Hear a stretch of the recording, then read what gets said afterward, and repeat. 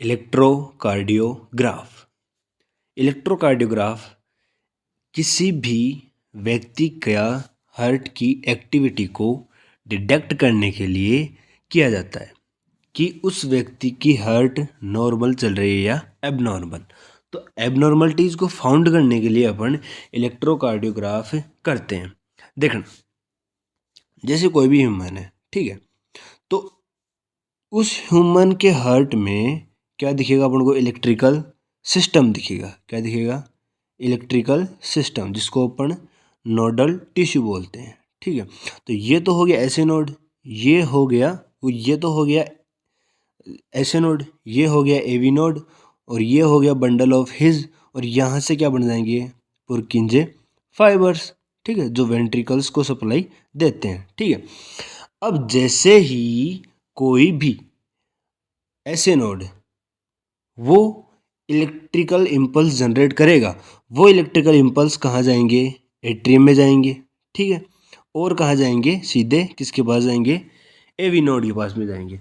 तो ऐसे नोड क्या है? एक तरीके से पेस मेकर की तरह वर्क करता है, जो क्या करता है? इलेक्ट्रिकल इम्पल्स को जनरेट करने का काम करता है, ठीक है।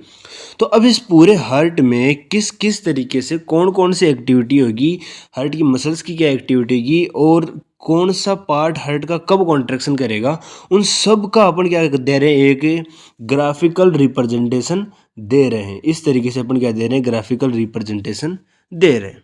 आई बात सुन? तो अब ये क्या है? देखो, इलेक्ट्रोकार्डियोग्राम जो क्या कर देगा? ग्राफिकल रिप्रेजेंटेशन, ऐसा, ठीक है।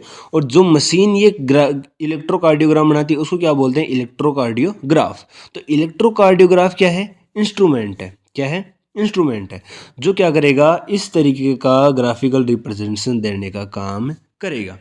अब इस तरीके के ग्राफिकल रिप्रेजेंटेशन से अपन पहचानते हैं कि हार्ट के अंदर कोई एबनॉर्मलिटी तो नहीं है, कोई किसी तरीके की डिजीज तो नहीं है, क्या ये हार्ट नॉर्मल फंक्शन कर रहा है?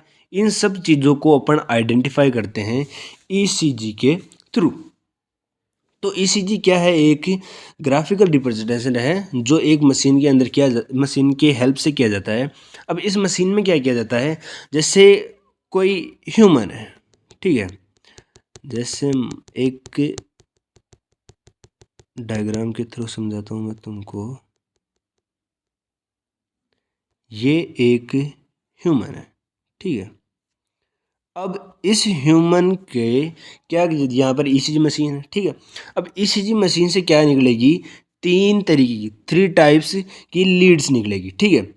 एक लीड को यहाँ पर व्रिंकल से अटैच कर दिया जाएगा, व्रिस्ट से अटैच, कलाई से अटैच कर दिया जाएगा। दूसरी लीड को इस कलाई से अटैच कर दिया जाएगा, और तीसरी लीड को कहाँ अटैच किया जाएगा? लेफ्ट, जो पैर है, लेफ्ट साइड का पैर है, वहाँ पर अटैच किया जाएगा, ठीक है। तो इस तरीके से क्या है, अपन इसको अटैच करेंगे। तो ये तो हर दो हाथ में है, दोनों हाथों की जो व्रिस्ट है वहाँ पर अटैच कर देंगे, ठीक है। और जो दूसरा जो है उसको कहाँ अटैच करेंगे? लेफ्ट एंकल पर अटैच करेंगे, लेफ्ट एंकल पर अटैच करेंगे, ठीक है। तो इस तरीके से क्या है, ये लीड को अटैच किया जाता है। अब मान लो अपन को नॉर्मल रिप्रेजेंटेशन नहीं मिल रहा, नॉर्मल रिप्रेजेंटेशन नहीं मिल रहा है, तो उस केस में अपन को मान लो कुछ डाउट दिख रहा है, तो अपन क्या करते हैं? चेस्ट के ऊपर और लीड्स को अटैच करते हैं, ताकि क्या हो? एक प्योर इवाल्वेशन हो सके, ठीक है, कि एग्जैक्ट कोज क्या है। तो इन सब के लिए अपन क्या करते हैं? इस प्रोसीजर को फॉलो करते हैं। तो देखो, अब जो अपना ग्राफिकल रिप्रेजेंटेशन है, इसके अंदर कौन सा पार्ट ग्राफ का किस चीज़ को इंडिकेट करता है, वो सब यहाँ पर देख रहे हैं, ठीक है। तो अपन को जैसे इस तरीके का ये नॉर्मल ग्राफिकल रिप्रेजेंटेशन देखने को मिलता है किसी भी जो ईसीजी करते हैं उसके अंदर, ठीक है। तो ये क्या है? बिल्कुल नॉर्मल ग्राफिकल रिप्रेजेंटेशन है। अब पहला जो कुछ ग्लिच दिखता है इस वेव के, पहला वेव का जो ग्लिच दिखता है उसको अपन नाम देते हैं पी, ठीक है। और जो आगे का ग्लिच दिखता है उसको QRS ग्लिच बोलते हैं, और ये टी वेव होगी, ठीक है। तो अपन को इस तरीके से 3 तरीके की वेव्स देखने को मिल रही है, P, Q, QRS और T, ठीक है।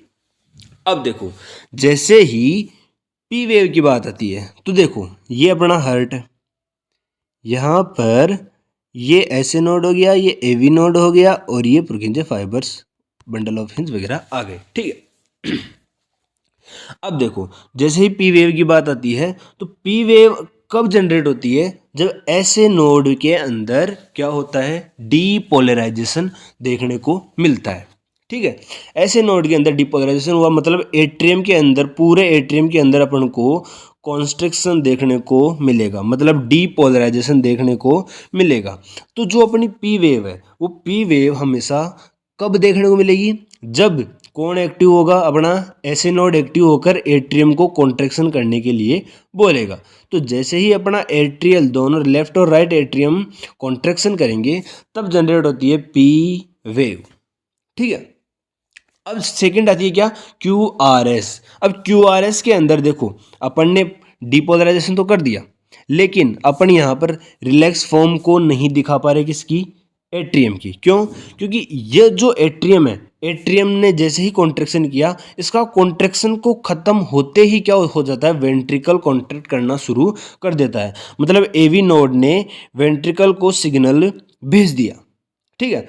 अब एवी नोड ने जैसे ही वेंट्रिकल को सिग्नल भेजा तो वेंट्रिकल्स कॉन्ट्रैक्ट करना शुरू कर देते हैं। अब वेंट्रिकल कॉन्ट्रैक्शन करना शुरू करते हैं, वैसे यहाँ पर क्यू आर एस ग्राफ का रिप्रेजेंटेशन अपन को देखने को मिलता है।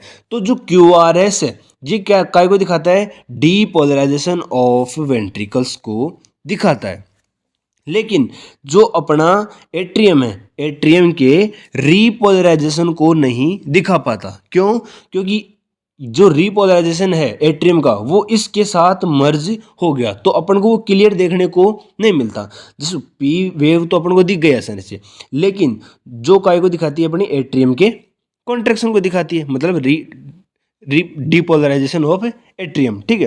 अब एट्रियम के डीपोलराइजेशन को दिखा रही है, लेकिन इसका रीपोलराइजेशन अपन को नहीं देखने को मिलता। क्यों, क्योंकि इसको तुरंत बाद कौन कॉन्ट्रैक्ट करना शुरू कर देता है, अपना वेंट्रिकल कॉन्ट्रैक्ट करना शुरू कर देता है। जब अपन कार्डियक साइकिल देखते हैं तब भी अपन देखते हैं कि जैसे माना अपन ने कि ये 0.1 सेकेंड पर जैसे ही एट्रियम ने कॉन्ट्रैक्शन किया तो अगले 0.2 सेकंड से ही डायरेक्ट कौन शुरू हो जाता है, अपना वेंट्रिकल का कॉन्ट्रैक्शन शुरू हो जाता है, और वो 0.4 तक कॉन्ट्रैक्ट होता है, और फिर 0.5, 6, 7, 8 तक वापस क्या होता है, वो दोनों ही रिलैक्स होते हैं, अपना एट्रियम भी और अपना वेंट्रिकल भी, ठीक है।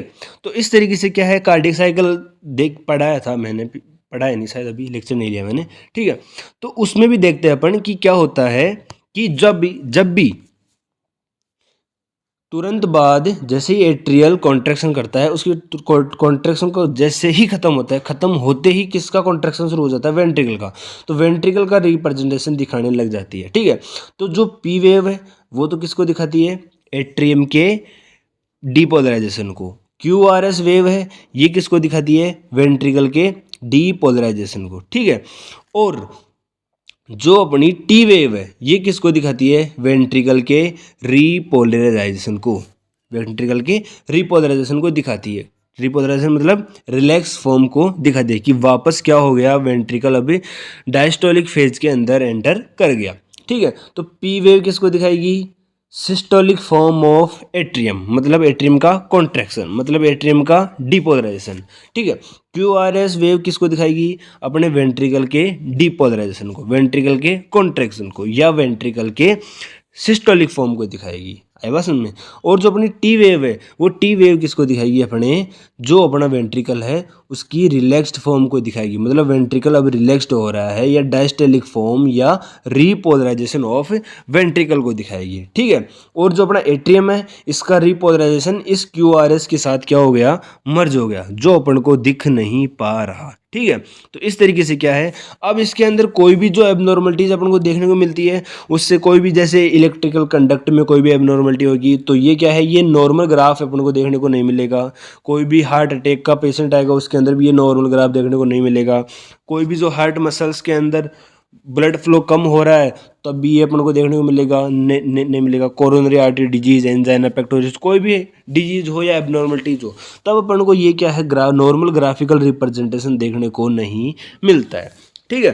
तो इसकी हेल्प से अपन क्या करते हैं, बहुत सारी डिजीज़ को आइडेंटिफाई करने का काम करता है। ठीक है, तो ये अपना नॉर्मली क्या है, बहुत सारी डिजीज़ को आइडेंटिफाई करने में हेल्प करता है, इसलिए अपन को क्या है, नॉर्मल ग्राफ का नॉलेज होना ज़रूरी है। ठीक है, थैंक यू।